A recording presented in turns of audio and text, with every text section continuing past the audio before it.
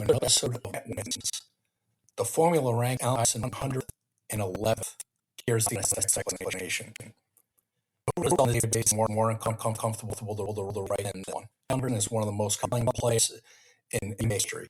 He's a Hall of Famer, cultural icon, our first-ballot inductee, and the most physically unlikely superstar the league has ever produced.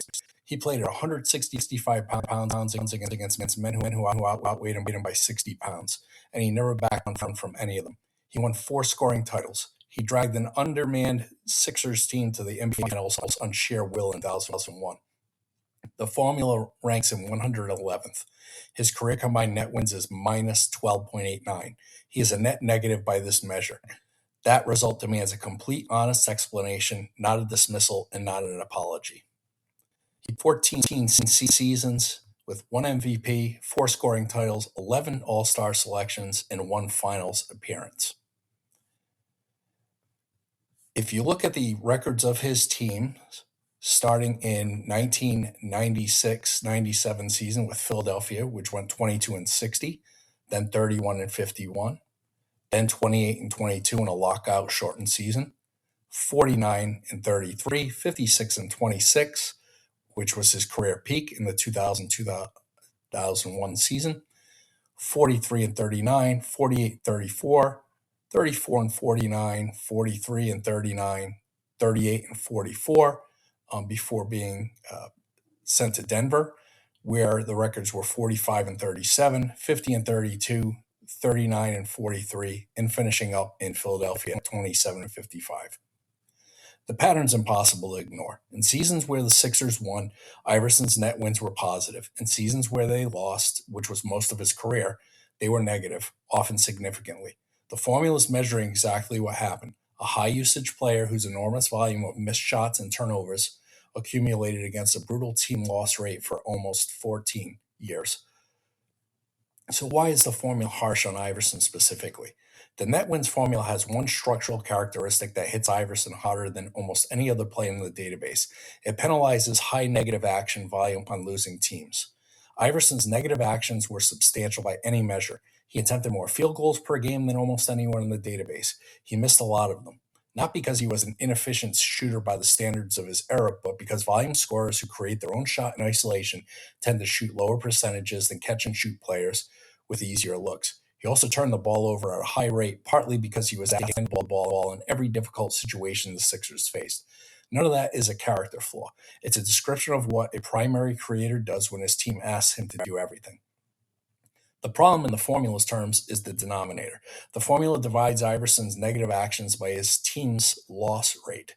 In a season when the Sixers went 22-60, that loss rate's denominator is enormous, meaning every missed shot and every turnover gets amplified into a large number of player losses. The formula is essentially saying your negative actions were happening at a rate that mapped almost perfectly onto this team's losses. And the 2 seasons where Philadelphia genuinely won, in 99-2000 at 49-33, and in 2001 at 56-26, Iverson's net wins are positive. The formula is not blind to his value. It sees it clearly when the team context supports it. Several readers on Reddit raised a sophisticated version of the Iverson critique. The 76ers offense was deliberately designed for Iverson to take shots. When plays broke down and teammates took shots instead, that was a failure of execution, not a success. The formula, they argued, can't distinguish between a shot Iverson was supposed to take and a shot that happened because the play fell apart. This is a real and legitimate point. The formula has no knowledge of offensive design. It doesn't know that a Larry Brown isolation for Iverson was the intended outcome and a scramble jumper from Eric Snow was not. Here's where the objection runs into a limit, though. The formula doesn't measure whether the play design was correct. It measures whether the outcomes, wins and losses, were served by each player's specific contributions. And what it finds across 14 seasons is that Iverson's specific contribution profile, very high positive volume, very high negative volume, correlated more strongly with his team's losses than with their wins in most years. You can believe that the play design was right and still accept that the outcomes weren't always what the team needed. The formula only sees the outcomes. So what does the formula get wrong about Iverson? The honest answer is it gets some things wrong. Defensive value is undercounted. Iverson was a legitimate defensive disruptor. 2,307 career steals, a reputation for pestering ball handlers that went beyond what steals can capture.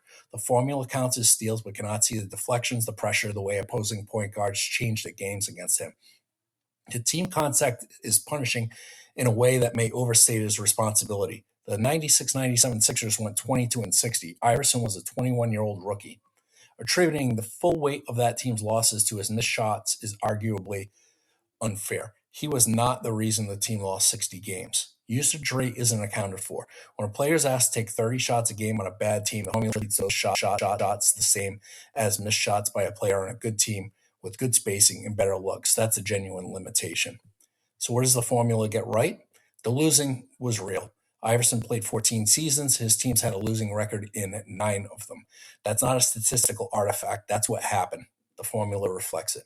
The 2001 finals run is captured. His one playoff appearance produced 0.39 net wins, positive, correctly reflecting a genuine contribution in a genuine run. The formula saw the 2001 Sixers go 13-10 in the playoffs and credited Iverson for his role in it. His peak was real in the formula season. His 2000-2001 season at 4.13 is one of the better individual seasons in the database for that year. The formula is not dismissing what he was at his best.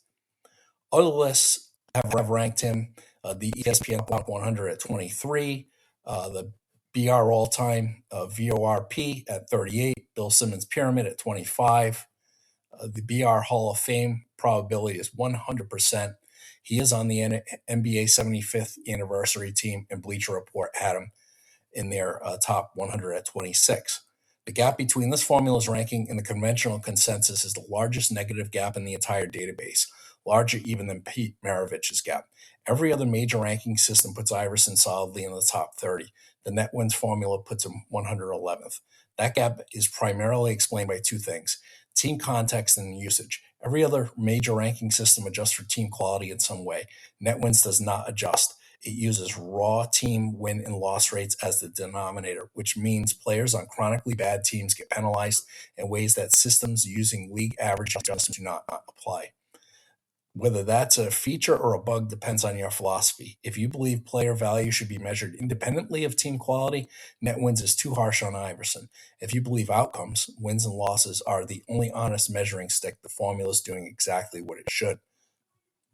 The larger point is that Al Iverson was an extraordinary basketball player who played most of his career on bad teams and was asked to do too much with too little around him. The net wins formula cannot fully separate his individual quality from his team's failures. No formula can. What it can do, and does accurately, is measure what actually happened. The wins and losses were real. The missed shots were real. The turnovers were real. The 22-60 season was real. The formula's verdict is not that Iverson was a bad player. It's that his specific contribution profile, high volume, high miss rate, high turnover rate, correlated more with losses than wins in the seasons he played. On a better team with better spacing and less pressure to do everything himself, the formula would look very different. That's not a criticism of Iverson, the player. It's a description of what the numbers show when you run them honestly. That practice, it turns out, mattered less than the circumstances.